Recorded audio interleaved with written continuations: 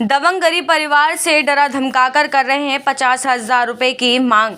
मुरादाबाद जनपद के थाना डिलारी क्षेत्र के गांव अलहपुर में एक गरीब परिवार को कुछ गांव के ही दबंग डरा धमकाकर कर रहे हैं पैसे की मांग।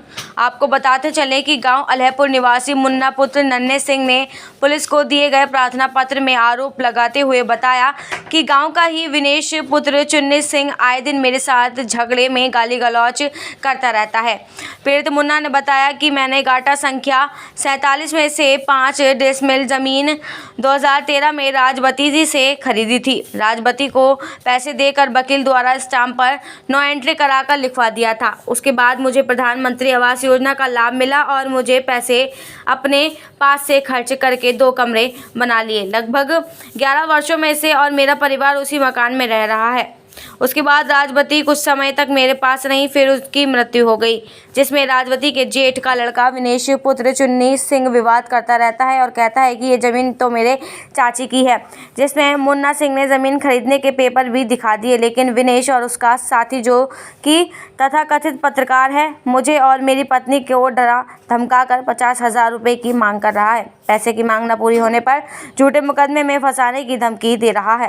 पीड़ित परिवार ने आगे बताया कि मैं एक गरीब परिवार से हूँ, जिसमें मेहनत मजदूरी करके अपने और अपने बच्चों का गुजर पर कर रहा हूँ, जिसमें पीड़ित मुन्ना सिंह ने पुलिस को प्रार्थना पत्र देकर उक्त लोगों के खिलाफ कार्रवाई करने की मांग की है।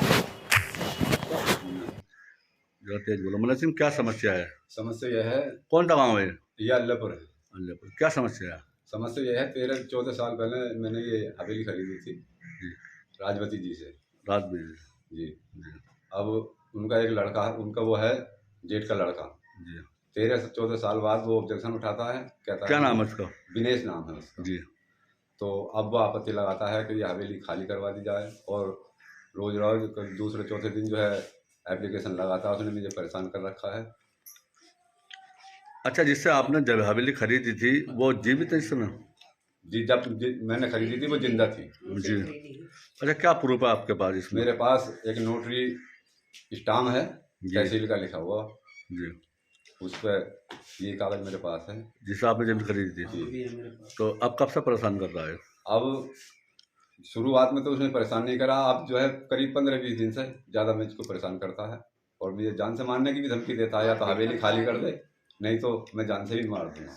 और नशेड़ी आदमी है, शराब भी पीता है, सुलभा भी पीता है, और लोगों के बहकावे में आकर उसके साथ एक पत्रकार भी मिला हुआ है, और ये लोग नई से नई कार्रवाई मेरे ऊपर करते हैं। क्या नाम है पत्रकार का? पत्रकार का गजेंद्र नाम है। कहाँ का रहने वाला? किशनपुर गामड़ी का है। जी। और 50,000 रुपये की मांग भी करी उसने पत्रकार ने, और कहा अगर 50,000 रुपये नहीं दोगे तो ये इस पर जो है स्टे हो जाएगा, और पुलिस आएगी और मकान को खाली कर देगी। अच्छा, कब से रह रहा हो आप इस जमीन में? मैं 2013 से रहता हूँ। 13 से रह रहा हो जी। अच्छा, इसके अलावा, विनेश के अलावा और किसी को कोई आपत्ति है परिवार में? फिलहाल तो और किसी ने कोई ऑब्जेक्शन नहीं उठाया इस टाइम। अच्छा। अकेला ही दिखाई देता है। कौन कौन रहता है इस मकान में? मैं रहता हूँ, मेरा मुन्ना सिंह नाम है, मेरी घरवाली है अमर कौर, एक बच्चा है मेरा 9 साल का, आदर्श कुमार नाम है। अच्छा, जब आपने जमीन ली थी तो क्या इसकी खाली जमीन ली थी या कुछ बना हुआ था? इसमें एक मकान था जिसमें क्या गोले पड़े हुए थे जी। कच्चा मकान था जी।